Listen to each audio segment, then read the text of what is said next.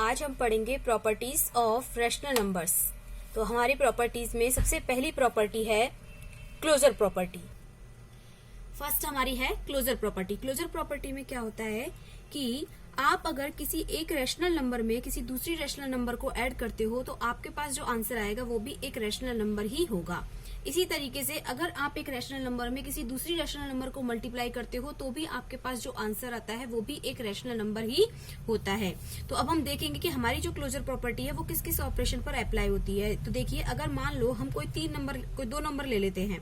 मान लीजिए हमने लिया 3/4 एंड 5/4। आप इन दोनों को ऐड कर रहे हो, 5/4 प्लस 3/4। तो आपके पास जो आंसर आएगा वो क्या आएगा, 8/4। ये हमारा क्या है, एक रैशनल नंबर है। इसका मतलब जो क्लोजर प्रॉपर्टी है वो रैशनल नंबर के लिए अप्लाई होती है। सेकंड, अगर हम सब्ट्रैक्शन के लिए देखें तो 5/4 माइनस 3/4, जो इसका आंसर आएगा वो आएगा हमारे पास 2/4। तो इसका मतलब ये जो क्लोजर प्रॉपर्टी है वो हमारी सब्ट्रैक्शन के लिए भी अप्लाई होती है। अब अगर हम देखें मल्टीप्लीकेशन के लिए तो 5/4 मल्टीप्लाई 3/4, इसको जब आप करोगे तो आपके पास जो आंसर आएगा वो आएगा 15/4। तो ये भी हमारा एक रैशनल नंबर है। इसका मतलब हमारी जो क्लोजर प्रॉपर्टी है वो ये जो मल्टीप्लाई है इसके लिए भी अप्लाई होती है। अगर हम मान लो 0 लेते हैं, 5/4 को हम 0 से मल्टीप्लाई करें तो हमारे पास क्या मिलता है, 0। और 0 भी हमारा रैशनल नंबर है, इसलिए जो क्लोजर प्रॉपर्टी है वो हमारी मल्टीप्लाई के लिए भी अप्लाई होती है। अब फोर्थ, अगर हम डिवीजन के लिए देखें तो 5/4 में जब आप 3/4 का डिवाइड करोगे तो आपके पास जो आंसर होगा वो होगा 20/12। ये हमारा एक रैशनल नंबर है। बट अगर हम 5/4 में 0 का डिवाइड करें तो हमारा डिवाइड जो है वो कभी कंप्लीट होता नहीं है और हमारा जो आंसर आता है वो आता है अनडिफाइंड। और अनडिफाइंड, ये इसका आंसर अनडिफाइंड है, इसलिए हम इसको कोई रैशनल नंबर नहीं कह सकते। साथ ही हमें दिख रहा है कि हमारे रैशनल नंबर क्या होते हैं, जिन्हें हम p/q की फॉर्म में लिख सकते हैं। और हमारा जो q है, ये q हमारा कभी भी 0 के इक्वल में नहीं होता है, लेकिन यहाँ पर जो q है वो हमारा क्या आ रहा है, 0।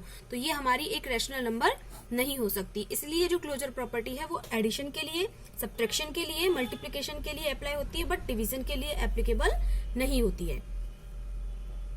सेकेंड प्रॉपर्टी है हमारी कम्यूटेटिव। कम्यूटेटिव प्रॉपर्टी में क्या होता है कि अगर मान लीजिए आपके पास कोई दो रैशनल नंबर हैं a और b, इन a और b को जब आप ऐड करते हैं तो आपके पास अगर एक आंसर आएगा। इस a और b का अगर आप ऑर्डर चेंज कर दो, जैसे कि मान लो आप a में b को ऐड ना करके आप b में a को ऐड कर देते हो, तो क्या आपके आंसर पर इसको कोई फर्क पड़ेगा, नहीं पड़ेगा। एग्जाम्पल के थ्रू अगर हम देखें कि 4 में अगर हम 5 को ऐड करें या 5 में हम 4 ऐड करें, हमारे पास जो आंसर होगा वो 9 ही होगा। इसका मतलब जो कम्यूटेटिव प्रॉपर्टी है वो हमारी एडिशन के लिए एप्लीकेबल होती है। और कम्यूटेटिव प्रॉपर्टी का मतलब क्या होता है कि अगर आप किन्हीं दो नंबर्स को, किन्हीं दो रैशनल नंबर्स को ऐड कर रहे हो और आप उनका ऑर्डर चेंज करते हो तो उसका इसके आंसर पर कोई भी इफेक्ट नहीं पड़ता है। सेम ऐसे ही अगर हम सब्ट्रैक्शन के लिए देखें तो अगर आप 4 में से 5 को माइनस करोगे या 5 में से 4 को माइनस करोगे तो आपका जो आंसर आएगा इसमें आएगा -1, यहाँ आएगा +1, आपका आंसर डिफरेंट होगा। तो इसका मतलब ये है कि ये जो हमारी कम्यूटेटिव प्रॉपर्टी है ये सब्ट्रैक्शन के लिए एप्लीकेबल नहीं होती है। सेम अगर हम मल्टीप्लीकेशन के लिए देखें तो 4 को 5 से मल्टीप्लाई करते हो 20 आता है, 5 को 4 से मल्टीप्लाई करते हो 20 आता है। दोनों ही कंडीशंस में हमारा आंसर सेम है, इसलिए जो ये प्रॉपर्टी है ये वो मल्टीप्लिकेशन के लिए भी एप्लीकेबल होती है। सेम अगर हम डिवाइड के लिए देखें तो 4 में 5 का डिवाइड करने पर या फिर 5 में 4 का डिवाइड करने पर हमारा जो आंसर है वो डिफरेंट हो जाता है। तो ये जो प्रॉपर्टी है वो डिवाइडेशन के लिए एप्लीकेबल नहीं होती है। तो हमारी जो कम्यूटेटिव प्रॉपर्टी है वो किस किस के लिए अप्लाई होती है, एडिशन के लिए और मल्टीप्लिकेशन के लिए। तो अगर आपको इसको शॉर्ट में समझते हो तो a plus b is equal to b plus a। First, second, a multiply b is equal to b multiply a। इन दोनों अगर में क्या है कि आप ऑर्डर चेंज करते हो तो उनके आंसर पर कोई भी फर्क नहीं पड़ता है। थर्ड प्रॉपर्टी है हमारी associative property. Associative property commutative property के जैसे ही होती है। मान लो आपके पास कोई 3 नंबर हैं a, b एंड c।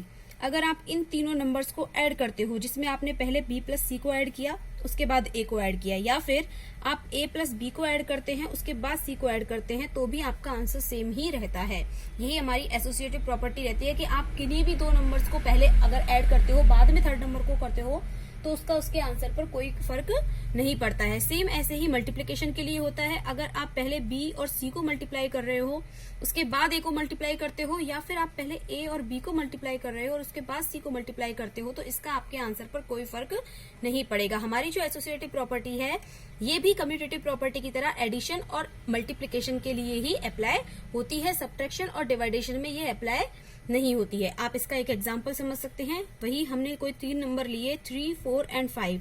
आपने पहले 4 और 5 को ऐड किया, आपका आंसर आया 9। फिर उसके बाद आप इसमें 3 ऐड करते हो तो आपका आंसर आता है 12। सेम ऐसे ही पहले आप 3 और 4 को ऐड करते हो, उसके बाद 5 को ऐड करते हो, मतलब 7 + 5, तो भी आपका आंसर 12 ही आ रहा है। दोनों कंडीशन में आपका आंसर सेम है।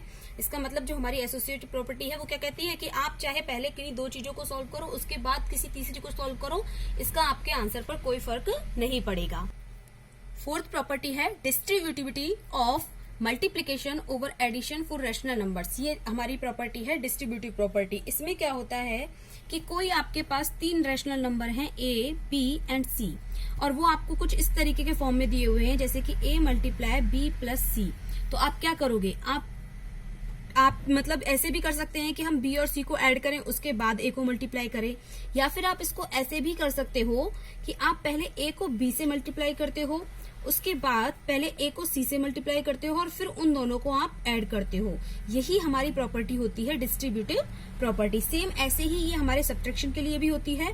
A × B - C, यहाँ पर भी सेम यही, पहले आपने A को B से मल्टीप्लाई किया, माइनस किया, और A × C, पहले आप इन दोनों को मल्टीप्लाई कर रहे हो, देन आप इसे माइनस करते हो।